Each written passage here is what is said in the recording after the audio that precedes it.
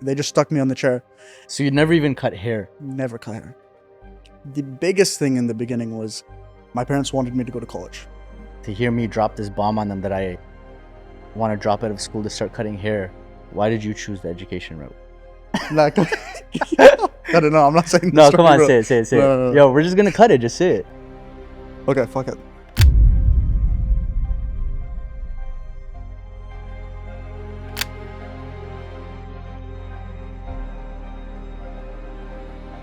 What's up, guys? Welcome back to another episode of Against the Grain, a podcast meant to help new and aspiring barbers level up their game, kind of unlock a new level. And on this episode of the podcast, I'm really excited because the guest that we have on is a really good friend of mine, is someone who I know can provide a lot of value to you guys and really believes in what it really means to invest in your craft and educate yourself.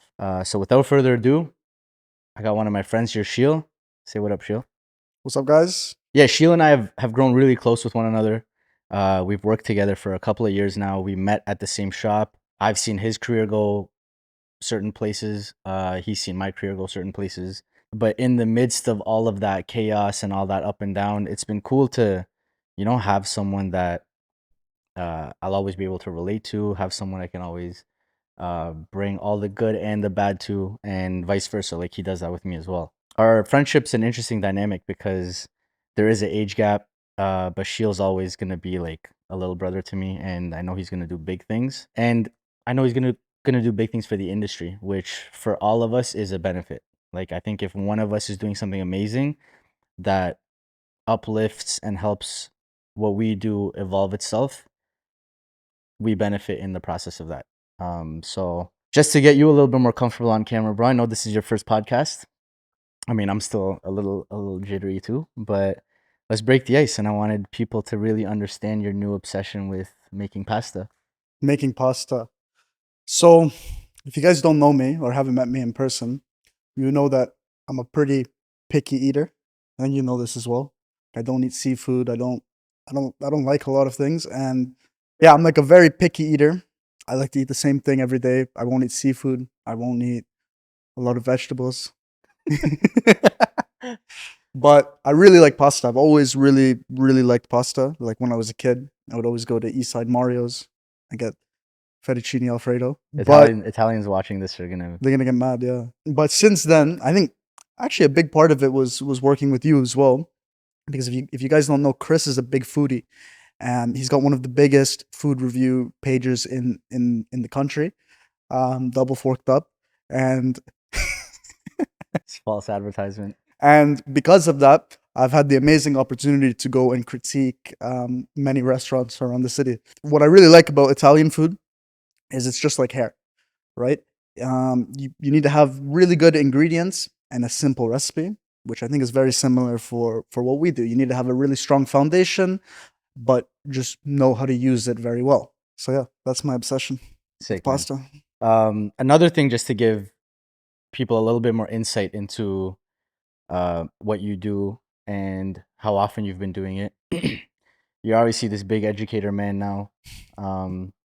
At this point, how many countries do you think you've taught at? Not that many. This year I think has been a good year. I've been able to travel a lot. This year we've been to Asia, Europe, Australia, and I've traveled a lot around America as well. But yeah, it's really just in the last year and a half, I've been able to get a lot of opportunities, and I think the reason why is because of a lot of the stuff we're going to talk about today, which is a lot about investing in your career and your skill set. Sick. Before we get into that, what even got you into hair? What got me into hair? So I started cutting hair when I was 15 years old. I was in school, wasn't really doing well. Was really struggling in a lot of my classes and stuff. So my mom, she wanted me to do a co-op program. And for those of you who are not from Canada, a co-op program is basically when you go work at a place or you work at a business and you get to get credits for working. So rather than being in school doing classes, you work in a business, so a salon, it could be a restaurant, anything like that, and you get credits for school. So I did a full-time co-op placement for my grade 10 year, which is when you're 15 in Canada. I worked in a salon kind of a small salon. It was not really modern. Like it wasn't somewhere like this. It was more of a salon where it was a lot of like older ladies coming in, more like roller sets, a lot of balayages. I was pretty much like one of the only barbers there. And I remember on my first day working there, they kind of just said, "Here's a chair. This is your station," and boom, stuck me on the chair and started letting me take walk-ins. You So weren't dealing with women at all at that point. no, no Okay. woman. So yeah, Okay. yeah, but yeah, they stuck me on the chair right away. So you can imagine, I've never picked up clippers before. I actually came to the shop with my dad's clippers that he used to shave his head. So you can imagine there was a lot of really, really, really bad haircuts in there. So you never even cut hair. Never cut hair. That's crazy. Never cut hair. They just stuck me on the chair. And I'll be honest, at the time, I just did the co-op program just because I needed something to do. It wasn't like I wanted to go into cutting hair. So I really didn't, for me, I really didn't care. I was just trying to get the credit. But there So, must have been a reason why you chose a salon setting over so many other co-op opportunities. well, at the time, it was my barber, the guy who was cutting my hair at the time, my barber. He um he was opening up his new salon, so he just asked me if I'd want to do it. Oh, this was at his salon. Exactly. Oh, Yeah. cool. Okay. So I started working there. In the beginning, I really didn't have a passion for it because I was 15. I was just there, right? Obviously, it was very, very, very difficult in the beginning. But what I think actually helped me was the fact that I wasn't passionate about it, because I think a lot of times when we work with new barbers or apprentices or assistants that come into the salon, what we realize is they're very nervous to actually cut hair. They'd rather sit back and watch. But for me, because I wasn't passionate, I actually didn't really care. So I was, It was just very nonchalant. yeah, it was very nonchalant. Um, it it took a while for me to really build an interest into it. I think once I started getting good at like the fading part of cutting hair, that's when I started to get more interested in. And I think originally what attracted me to barbering was the type of conditions that the job was in, right? Like it always seemed like barbers were always dressed really nice, um, It's always chill. chilling, having fun all day. I thought it was just gonna be shooting the shit with your friends all day. Um, so that to be honest was my initial reason for getting into barbering. Okay. Is there a moment in that period where you didn't have any passion for it, where it like clicked and you decided to start taking it more seriously?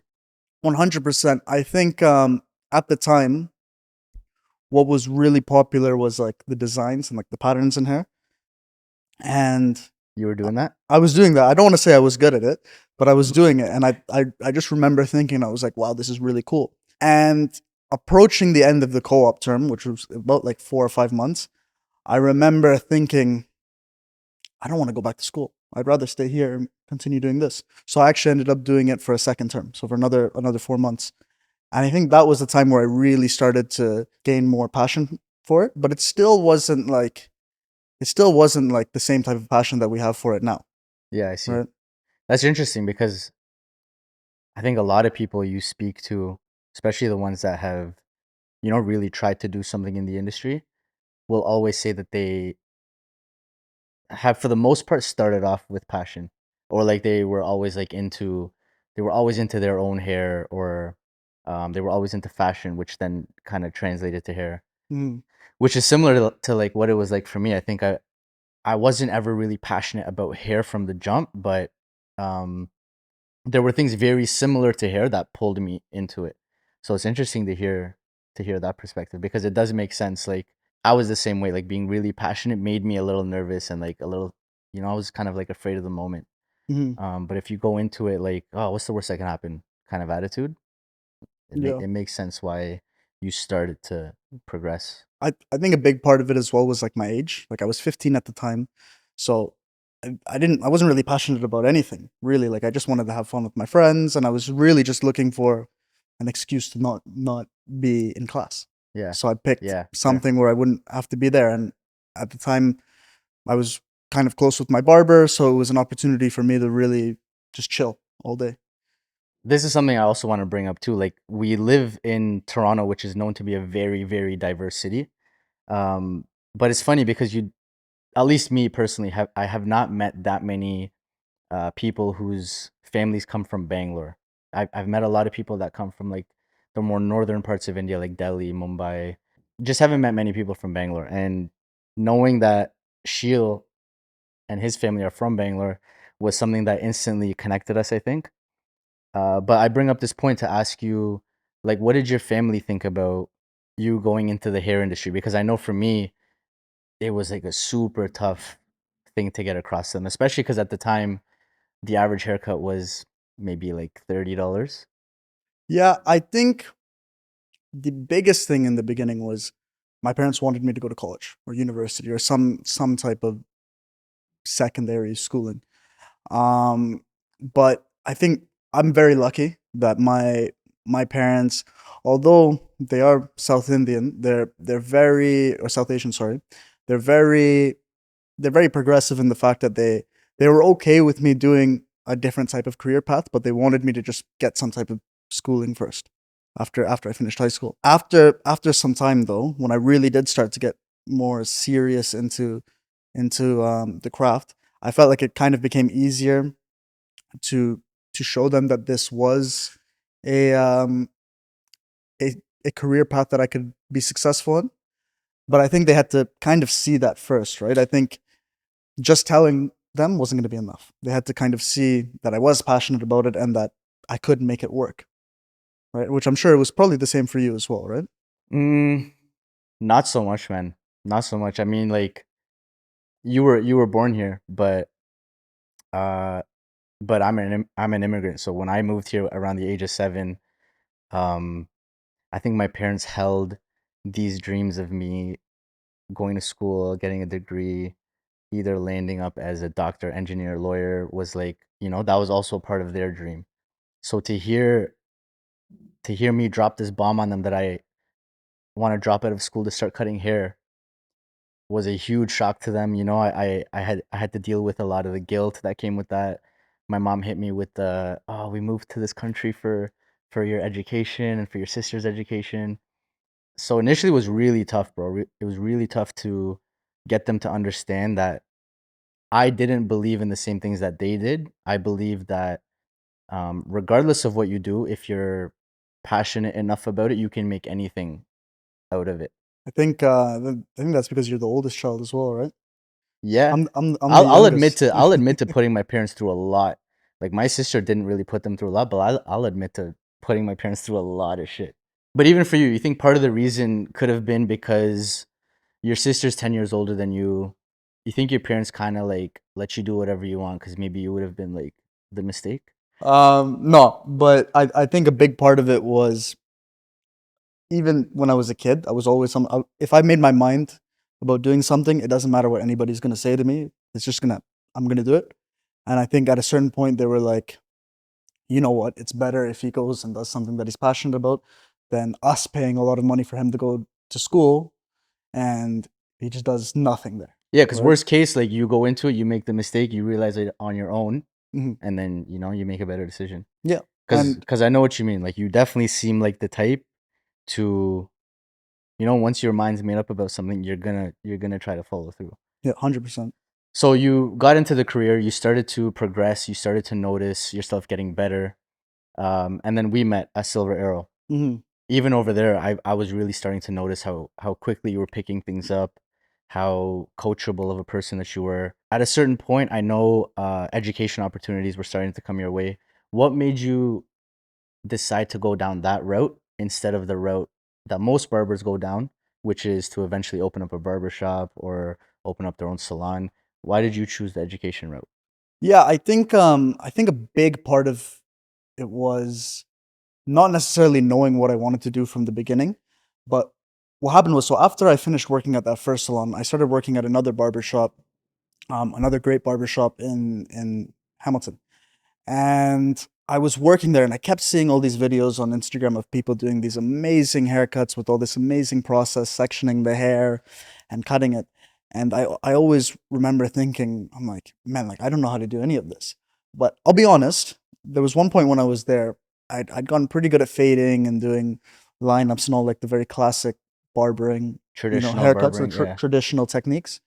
I kind of almost developed a little bit of an ego where I felt like, okay, You know, I'm the man. I can do a nice fade. I can do 15 haircuts in a day. Got a good clientele. I kind of, you know, you start to feel like that, right? And it's actually, this is a story that you've heard before. I always tell it in every single class or course that I do. It was a day, I had a fully booked day. I went 30-minute appointments.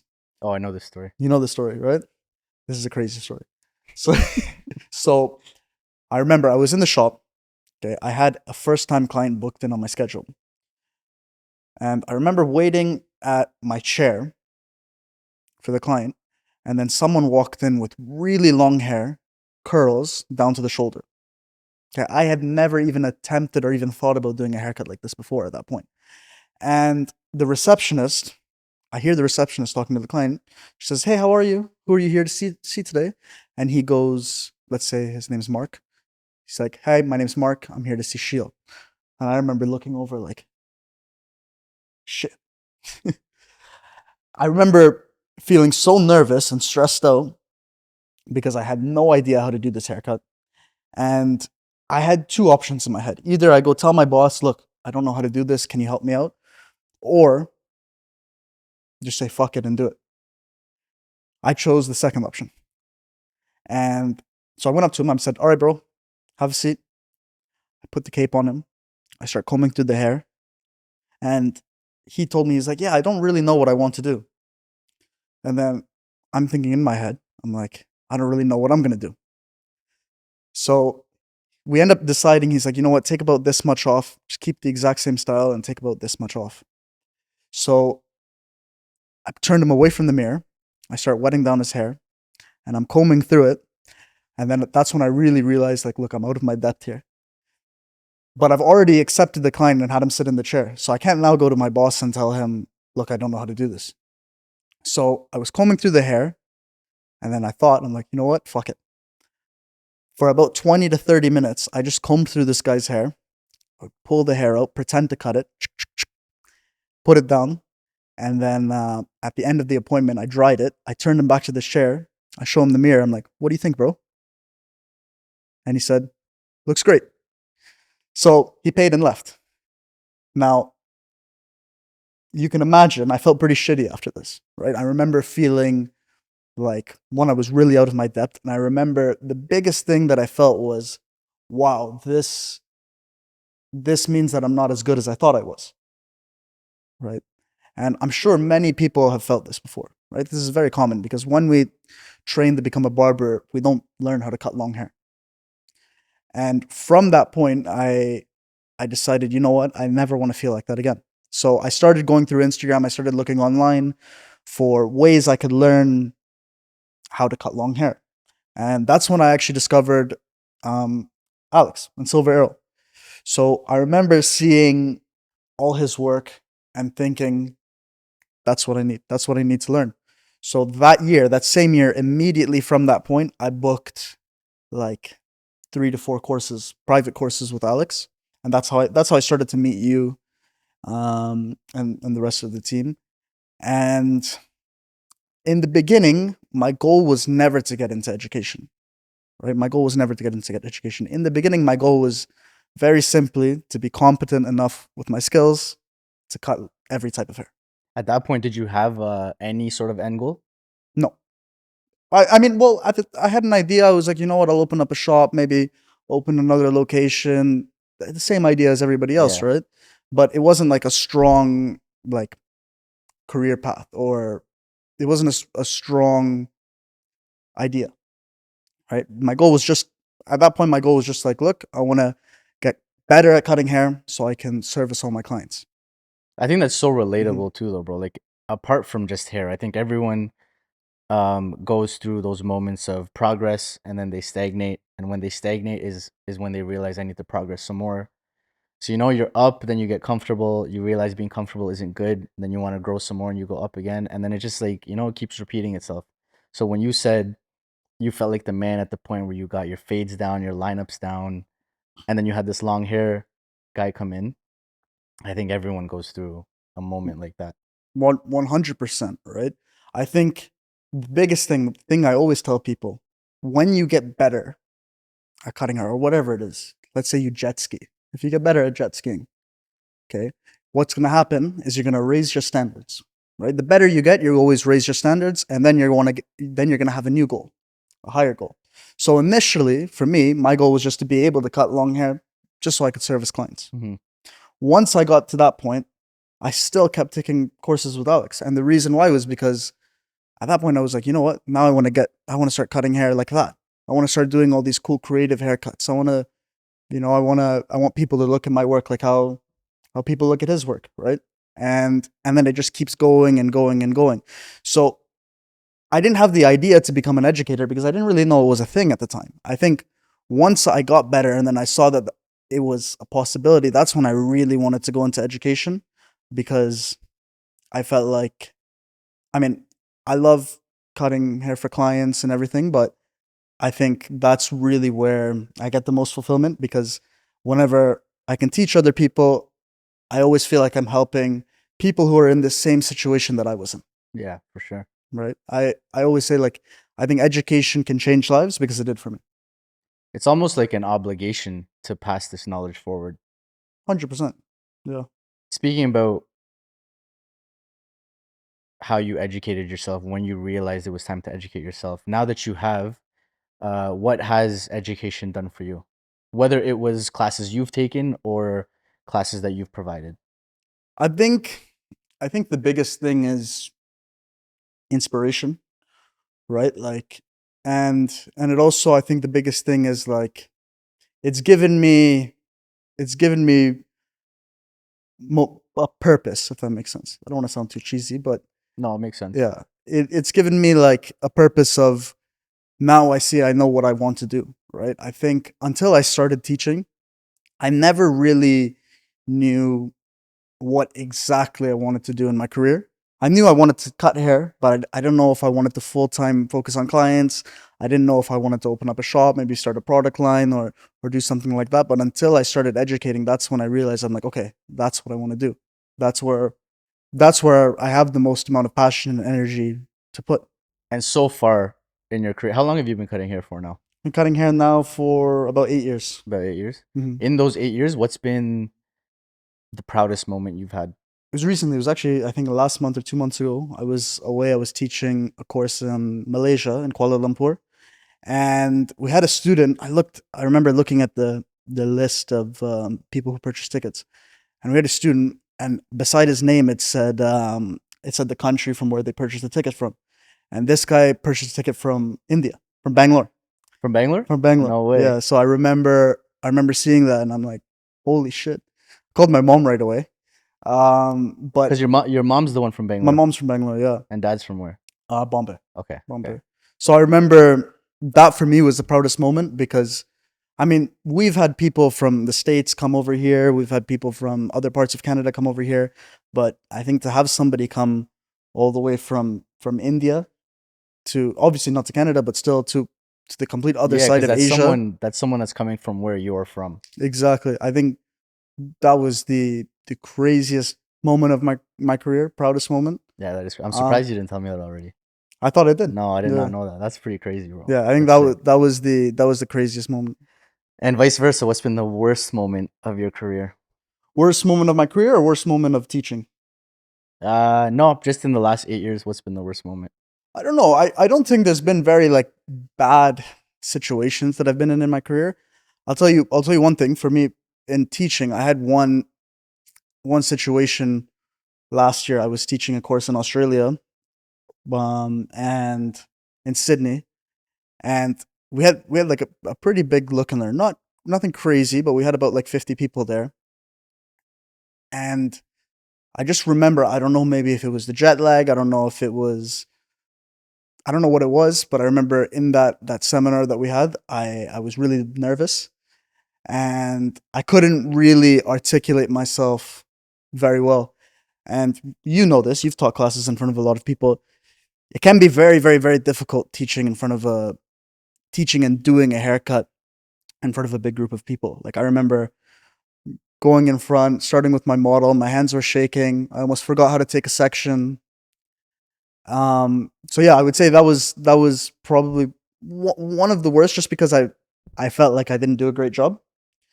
And that's something that just comes with experience as well, right? I think although it's something that I look at and I'm like, I don't like to think about it, because for me it's like it feels like people maybe paid for a course and you weren't able to give them your best output. But I think it's something that's really helped me continue teaching in the future.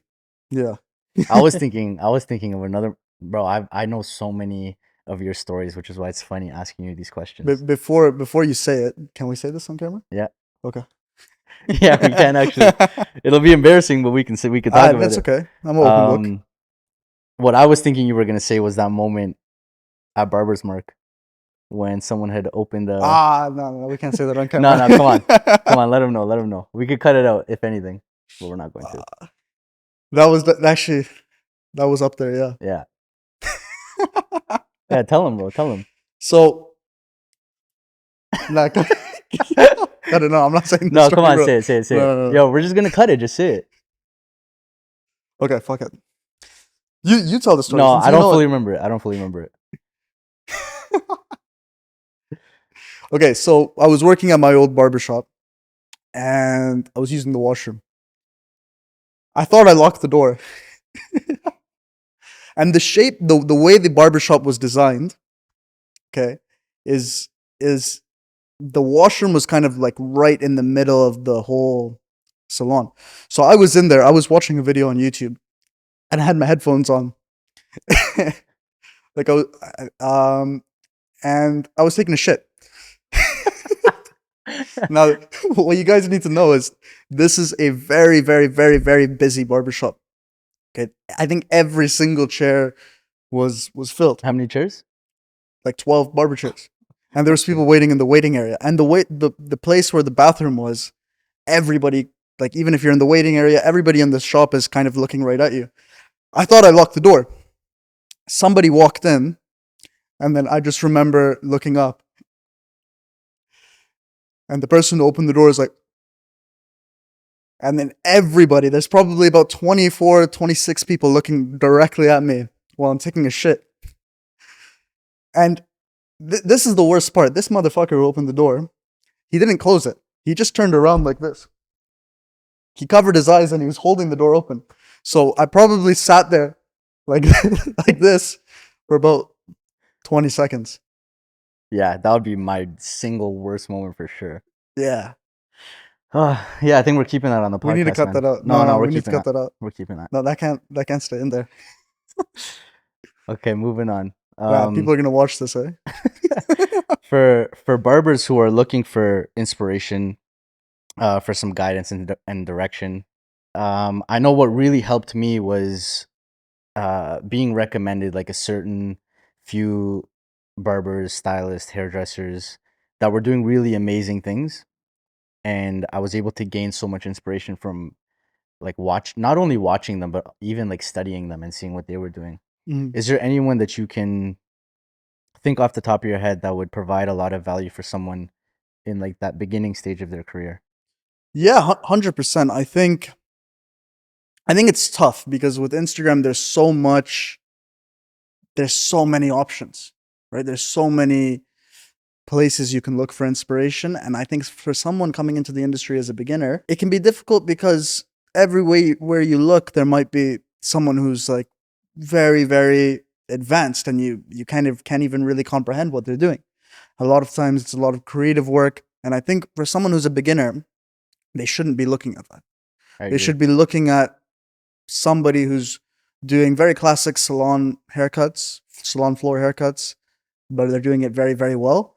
And really you can find that anywhere. I think if you're a beginner, you should always look at the people in your city. At least what I did was I always wanted to work at the best place in my city.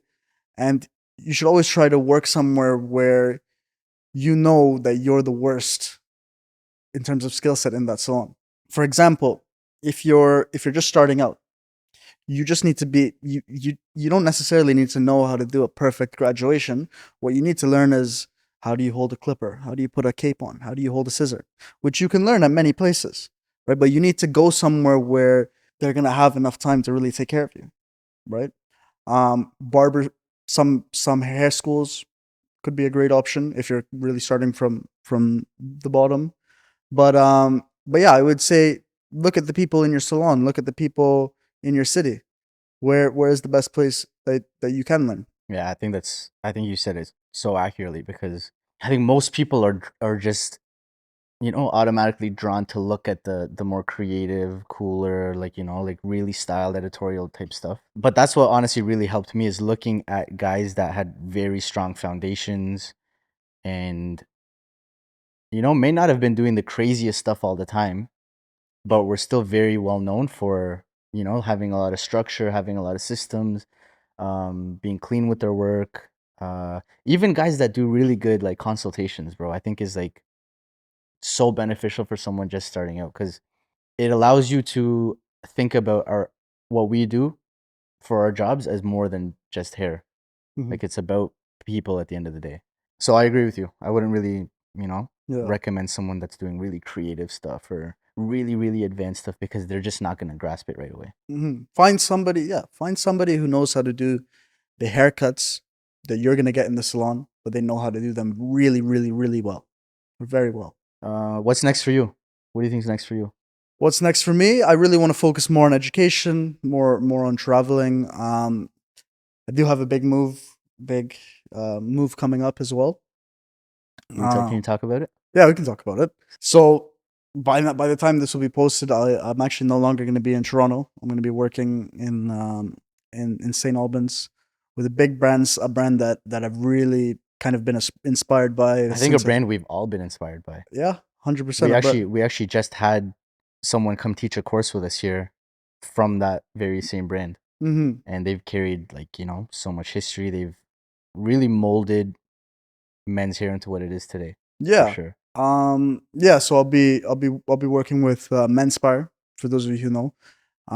Which I'm very excited about because I think it's going to be a really good opportunity to continue growing and really be a part of a team that I think has completely changed the industry from way before I was even in it, right? Way before I was in the industry. So that's what's next for me. What are you most looking forward to with that move? Um, just the growth in general, right? Being challenged again. I think it's like we were talking about earlier, right? When you're in this career, there's points where you want to grow and then you hit a ceiling, right? Where you feel like you're not growing anymore and you feel like maybe you're stuck. And I think every barber or every hairdresser goes through that at some point. And I think the only way to get out of that is to change your environment, right? It's change your environment so you can learn more and you can raise your value, right? It's like if you think about it, a bottle of water at the convenience store might be $1, but if you go to the airport, it's going to be like $4 or $5. Does that make sense? Yeah, like environment. Exactly. Environment is everything. Yeah, I think I'm really excited to be in a new environment somewhere where I can be challenged a lot more and also just to continue doing what I love, right? Which is teaching and cutting hair. No, that's amazing, man. I think you're gonna do amazing things there. Thank you, bro. Um, I'm hoping to come check you out soon. But no, really happy for you, bro. Really proud of you. It's cool to be able to witness your progress and your growth in real time. And yeah, thank you for giving back to this industry. Thank you, man. Thank you as well. Before I let you go, Okay. I'm gonna embarrass you again. I need you No, to no. look into that camera, this camera right here, This one right here. and give the people something motivational, Give the people something something to motivational. inspire them. Well, I should have said the water bottle thing now. You can say it again. It's okay. What I would say is if you're somebody who's new in the industry or if you're somebody who maybe cuts hair and you want to be in a similar position or if you want to just do something bigger than what you're doing now, I think the biggest thing is you need to challenge yourself, right? I think the biggest problem in our industry is people get into the hamster wheel, right? Which is where they cut hair, they start doing like 15, 20 haircuts a day, they start making decent money, and then that's the cycle. But then they never know what's next, right? I think if you want to do something big in this industry, or if you, let's say, you want to educate or you want to own a really successful shop, or if you want to start a product line, what you need to do is put yourself out of your comfort zone. So if that's you, you should come work at Soda Toronto, Soda Studio. Soda Studio, baby. Anyways, guys, that was my conversation with Mr. Sheil Venkatachalam. Yeah, again, super proud of him, and you guys will definitely be seeing him, especially when we vlog our trips to the UK. But yeah, thank you guys for tuning in. I hope this episode provided you with as much value as you were expecting, and I'll catch you guys in the next one. Peace.